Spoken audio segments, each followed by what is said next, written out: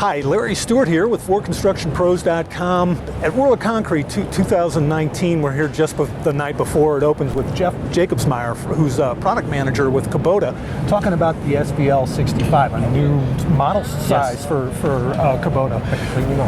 What's the big news here? What should people carry away from this product introduction, Jeff? Customers and our dealers asked for a smaller, lighter machine. So that was the beginning of the machine, was to have a smaller, lighter one. And we delivered with the new SVL65-2. But instead of taking a machine that was maybe a wheeled machine and bolting on a set of tracks, we actually built it from the ground up with the track system. So we want to talk about a little bit about the wavy H pattern on the track. We call it a wavy H because it looks like the letter H. Right. Now this was built in conjunction with Bridgestone for these machines. We had them built for the SVL95-2. Had great success with those.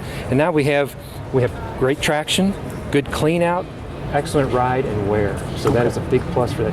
And the SVL65-2 comes with two options. You have the standard and the wide track version like we have right here. Okay. So is the wavy H pattern, is that unique to Kubota machines? Yes, it is. It is unique to Kubota. All right.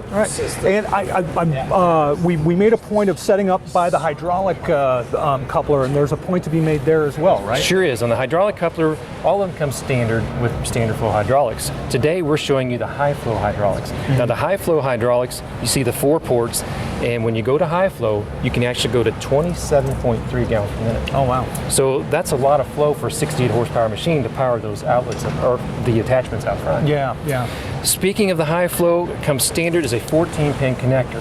Now this connector actually ties into the joysticks on the inside of the cab. Now you have a series of switches inside there that actually give you multiple options to run those front attachments. Okay. Because today these front attachments are getting more and more complex, more and more intricate parts of the machine, so we can now power that. Speaking of switches, we have a new switch inside the cab here. It's the auto self-leveling switch.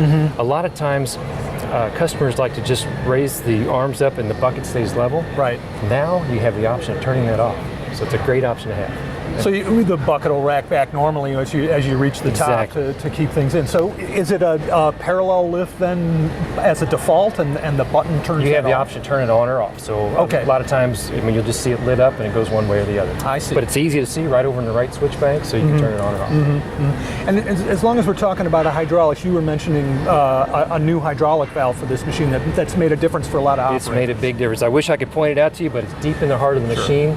Kubota engineering, we have came up, it's called the Advanced Multifunctioning Valve. Now usually in a series system, you run the boom, the bucket, and the auxiliaries. Sometimes you'll get a little jerky action coming back down and going up. With this machine right here, you can actually go up. You could even go over relief in some circuit, and the machine is still smooth as silk.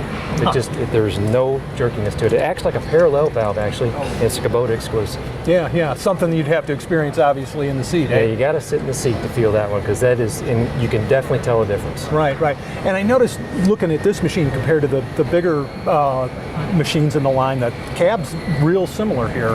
What's nice is we went down in size and weight, but we kept the same cab. So we didn't compromise any size for the bigger operators. Right.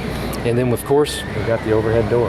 Right. And that's exclusive for this size machine to have an overhead door. Oh, okay. And now with that overhead door, you can actually run it with the door up or with the door closed. There are no electronics tied to that front door.